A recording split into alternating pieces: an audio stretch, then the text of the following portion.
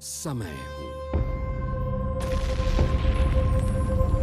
मेरा जन्म सृष्टि के निर्माण के साथ हुआ था। मैं पिछले युगों में था, इस युग में हूं और आने वाले सभी युगों में रहूंगा। अनंत काल से पृथ्वी पर राज करने की लड़ाई जारी है। कभी मुगल सल्तनत बुलंदियों तक पहुंची, तो कभी ब्रिटिश साम्राज्य ने अपने ही सूरज को अपनी ही आंखों के सामने डूबते देखा। और मैंने देखा हिंदुस्तानी ब्राह्मणों ने कैसे देश और धर्म को बचाया और विकसित भी हुए। अपनी आइडियोलॉजी फैलाने के लिए अंग्रेजों ने जो हथियार चलाया था उसका नाम था आइडियोलॉजिकल सबवर्जन, जिनकी बात दुनिया के सामने भले ही 1970 में आई, पर उस टेक्नोलॉजी को हजारों साल पहले कई देश इस्तेमाल करते। ब्रिटिश साम्राज्य भी उनमें से एक देश था।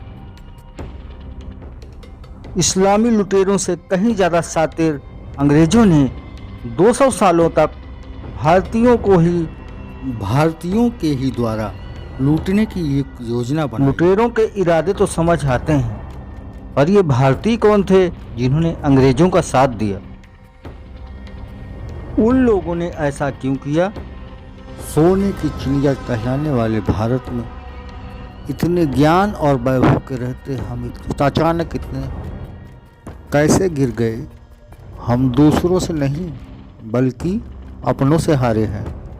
ये वो कहानी नहीं है, ये कहानी है भारत के सच्चे इतिहास की, हमारे भारत के आइडियोलॉजिकल सबवर्जन की। आखिरकार क्या ये सच था? 200 साल की वो काली रात आखिरकार खत्म हो गई थी। अंग्रेज जा रहे थे बड़े बड़े जहाज़ों में भरकर इंग्लैंड। हम सबके चेहरे तो देखने लायक थे। आखिर कल वो नई सुबह जो होगी, बस तो कुछ दिन और सारे क्रांतिकारी और राष्ट्रवादी लोगों को बुलावा आएगा दिल्ली का। अपना देश अब आज़ाद है, अब क्या फिक्र। पर वो दिल्ली का बुलावा फिर कभी नहीं आया। बंद दरवाज़ों के पीछे न जाने किन किन समझौतों पर दस्तखत किए गए। फिर अचानक से शोर हुआ कि 10 हफ्तों में ये देश हिंदू और मुसलमानों में बराबर बराबर बांट दिया जाएगा।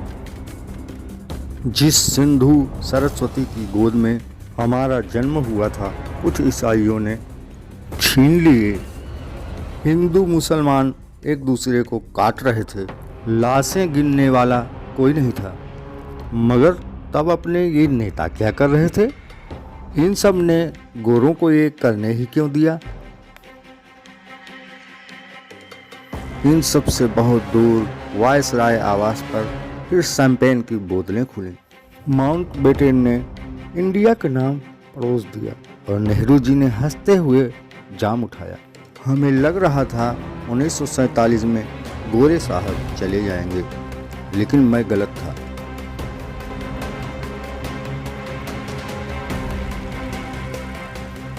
ये कुछ साहब ऐसे भी थे जो हमारे बीच ही रह गए।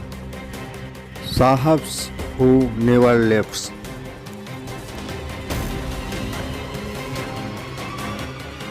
बात है आज से 1000 साल पहले की। भारत इस्लामिक लुटेरों से लुट रहा था। सिंध के इस पार भी अब इस्लामिक तानाशाही थी। पैसे जनता से लूटे जाते थे, पर बड़ी जोर जबरदस्ती करनी पड़ती थी। लुटेरे तो मुट्ठी भर ही आए थे, पर करोड़ों हिंदुओं को कौन संभाले? आखिर कितने सर काटे जा सकते थे? शेर शाह जैसे अफगानों ने यहीं के लोगों को लेके सिरदारों की फौज बनाई, जिन्हें सरदार हम जानते हैं। सरदारों के पास सैकड़ों सैनिक। अकबर के ज़माने में ऐसे सैनिक लगभग 44 लाख थे। इनका काम होता था गरीबों की आत्मा में सरदार का डर बनाए रखना। इन्हीं फौजों में होते थे दरोगा साहब, जिनके पैरों के आहट से ही भूखी नंगी जनता थर थर कांपने लगती थी। अब साहिब शब्द को आप देखें तो साहब किन को कहते थे? जो मोहम्मद बिन अब्दुल्ला था, जिसे पैगंबर बोला जाता है इस्लाम का, उसके साथ जो लोग थे जिन्होंने उसे जीवित अवस्था में देखा। ऐसा कहा जाता है कि वो इतने महान थे कि उन्होंने उस व्यक्ति को देखा, इसलिए वो साहब थे या सहाबा थे। ये जो शब्दावली थी जो आज भी आप देखें चलती है, तो दरोगा साहब के पास चले जाओ, दरख्वास्त लेके। अब जनता के सामने 3 रास्ते, या तो धर्म बदल कर इस्लाम कबूल करो, या जिम्मी बनो, या फिर सर कटवाओ। ज़्यादातर लोग जिम्मी बनकर रहते थे। गलती किसी एक की हो न हो, सजाएं तो सामूहिक रूप से ही दी जाती थी। साहब सुनते ही जिम्मी वाली फीलिंग आती है कि हम आज भी जिम्मी हैं, साहब ने बुलाया तो झुक के जाना है, उनके आगे सलाम करना है। जिम्मी बनकर रहो तो बेइज्जती ही सही, कम से कम जीने को तो मिलेगा। थोड़ा जब दब के ही जी लेंगे, जजिया दे देंगे और जान तो बच जाएगी। सैकड़ों साल जिम्मी का जिम्मा उठाते उठाते हमारे अंदर इन आतताइयों का डर हावी हो गया। हिंदुस्तानियों का आत्मविश्वास टूटता गया, जबकि बाकी दुनिया तेजी से आगे निकलती रही। राम राज्य जैसे विचार अब जनमानस में बस एक पुरानी स्मृति ही रह गई। अब तो बस यही रहता था कि कौन सा लुटेरा जा रहा है और कौन आ रहा है। ईस्ट इंडिया कंपनी ने 1757 में आसानी से बंगाल जीत लिया। अरबों खरबों की संपदा वाले राज्य अनगिनत थे। असली चुनौती थी अपने से कई गुना बड़ी आबादी को अपने कंट्रोल में रखना। पर ये हिंदुस्तानी जनता अलग थी, बिल्कुल डरी हुई थी और इस्लामिक काल के मुलाजिम नौकरी खोज रहे थे। भारत का सामाजिक तंत्र, धर्म, शिक्षा, आदर्श भले ही हमारे विशेषता थे, पर हर समाज की तरह सैकड़ों साल की भूखमरी के बाद कुछ समस्याएं भी पैदा हो गई थी। इन दरारों को भांपकर ब्रिटिश की आंखें चमक उठी। भारत के समाज की सबसे गहरी जड़ थी हिंदू धर्म।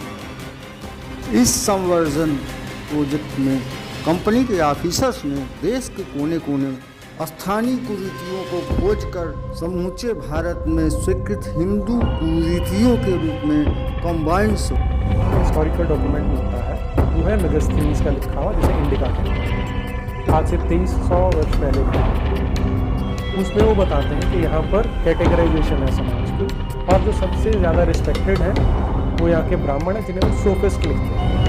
लेकिन साथ में एक बात बड़ी स्पष्ट लिखते हैं कि इस समाज में कोई भी चाहे तो ब्राह्मण बन सकता है, क्योंकि ब्राह्मण का जो जीवन है वो सबसे कठिन है। इस्लामिक लुटेरों के काफिर दुश्मन हिंदू अब ईसाई अंग्रेजों के हत्थे चढ़ गए थे। सैकड़ों किताबें लिखी गई, जिन्हें आइडियोलॉजिस्ट्स आज इंडोसिटी लिटरेचर बुलाते हैं। सती, देवदासी और ब्राह्मण पेट्रोलॉजी जैसे मुद्दे इन्हीं लोगों की देन थे। लैटिन और अंग्रेजी बोलने वाले गोरे गूढ़ हिंदू ग्रंथों को गलत सही ट्रांसलेट किया। कंपनी के इन साहबों ने भारतीय सभ्यता को खिलौने की तरह ऊपर नीचे से घुमा घुमा कर समझने का नाटक कर मास प्रिंटिंग की टेक्नोलॉजी की मदद से तोड़ मरोड़ के पेश किया। संवर्धन में कंपनी को चाटुकार राजा राम मोहन राय जैसे कई अन्य भूरों जो भारतीय थे उनका सहयोग मिला था। राजशाही मान्यता और सम्मान का लालच देकर अंग्रेज़ों ने उन्हें खूब इस्तेमाल किया। 1833 में राजा राम मोहन राय की मृत्यु के पश्चात उनको जो सम्मान मिला, उनकी कब्र जो है वो अंग्रेज़ों ने इंग्लैंड में बनवाई, जो कि इसी ब्राह्मण विरोधी षड्यंत्र के परिणाम थी। दरअसल में ये अंग्रेज और कंपनी के अधिकारी भारत में राज करने के लिए उसके स्तंभ, उसकी रीढ़ ब्राह्मणों को ही नीचा दिखाकर और क्रूर बताकर अन्य जातियों में कास्टिज्म का भेद पैदा कर ब्राह्मणों को तोड़ने का और नीचा दिखाने का प्रयास किया। दरअसल में जो उन्होंने कास्टिज्म का बीज बोया, उसका भारत में उनके पहले कोई कास्टिज्म का लेना देना ही नहीं था। जब आप अंग्रेज़ों द्वारा स्थापित 1871 से बाद के सेंसस देखना शुरू करते हैं, तो हर सेंसस कमिश्नर को ये एक्सप्लिसिट ऑर्डर्स थे कि तुमने इनको कास्ट में लिखना है, कास्ट को कैटेगराइज करके लिखना है। और जो लिख रहा है वो अपने आप रिपोर्ट्स भेजता था कि यहाँ के लोग इस कास्ट को नहीं मानते हैं, लेकिन ऊपर बैठा ब्यूरोक्रेट बोलता था कि लिखना, इसलिए यहाँ पर वर्ण को, जाति को, कुल परंपरा को, सबको कास्ट वर्ड में ढाल दिया गया। और आज हम उसी के गुलाम होकर ऐसा मान लेते हैं कि हम सदा से ही कास्टिस्ट सोसाइटी रहे हैं। हिंदुओं को एकजुट रखने वाले ब्राह्मणों को इस कदर कूटनीति से कास्टिज्म पैदा करके सभी अन्य जातियों से जिनको नीच कहा गया, उससे ब्राह्मणों की इतनी दूरी बनाई गई, इतनी बड़ी खाई बनाई गई कि ब्राह्मण उस विरोध का शिकार होने लगे और अंग्रेज़ों के जुल्म को अन्य जातियां भूलकर उसका दोष ब्राह्मणों पर देने लगी। इस षड्यंत्र को और भी गहरा बनाते हुए मुसलमानों से गो हत्या फिर जोर शोर से शुरू करवाई गई।